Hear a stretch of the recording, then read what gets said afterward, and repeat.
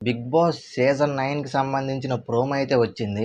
ఆ ప్రోమో గురించి మాట్లాడుకునే ముందు మనం కొన్ని విషయాలు మాట్లాడుకోవాలి. అవేంటంటే బిగ్ బాస్ అనేది చాలా రకాల మంది చూస్తారు. మెయిన్‌గా టైమ్ పాస్ కోసం కొంతమంది చూస్తారు. కొంతమంది నాగార్జున గారి కోసం చూస్తారు. ఇంకొంతమంది బిగ్ బాస్‌లో కంటెస్టెంట్స్ అందరూ తన్నుకుంటే చూసి ఎంజాయ్ చేయడం కోసం చూస్తారు. ఇంకొంతమంది బిగ్ బాస్‌లో ఉన్న కంటెస్టెంట్ యొక్క ఫ్యాన్స్ అయితే చూస్తారు. అయితే దీంట్లో మీరు ఏ కేటగిరీకి చెందిన వాళ్ళో కామెంట్ చేయండి. నేనైతే వాళ్ళు తన్నుకుంటే చూసి ఎంజాయ్ చేయడానికి ఎక్కువ ప్రిఫర్ చేస్తాను. అయితే ఈ ప్రోమో స్టార్ట్ అయ్యే 2 డేస్ బిఫోర్ టార్మా వాడు ఒక ఫోటో పెట్టాడు. అదేంటంటే బిగ్ బాస్ 9కి సంబంధించి ఒక లోగో అనేది పెట్టి డిలీట్ చేశాడు. ఎందుకంటే చాలా మంది ఉన్నారు.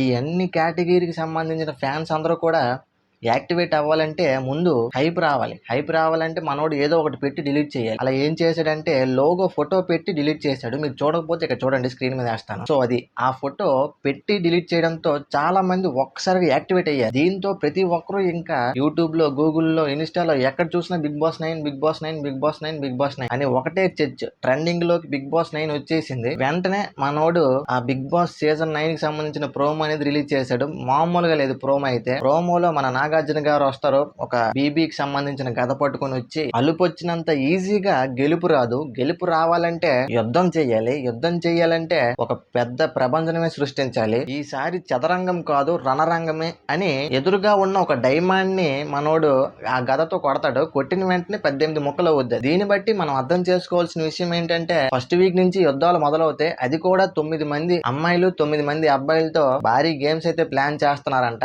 ఈసారి బిగ్ బాస్ ఎపిసోడ్ చూసిన ప్రతి ఒక్కరు ఏంట్రా అప్పుడే ఎంత తొందరగా అయిపోయింది ఎపిసోడ్, ఇంకొంచెం ఉంటే బాగుండు అనేలా ఫీల్ అవుతారు అని బిగ్ బాస్ మేనేజ్మెంట్ వాళ్ళైతే చెప్పడం జరిగింది. సో వీళ్ళు ఇస్తున్న హైప్ కి వాళ్ళు రిలీజ్ చేసిన ప్రోమోకి కొంచెం మ్యాచ్ చేయాలే ఉంది.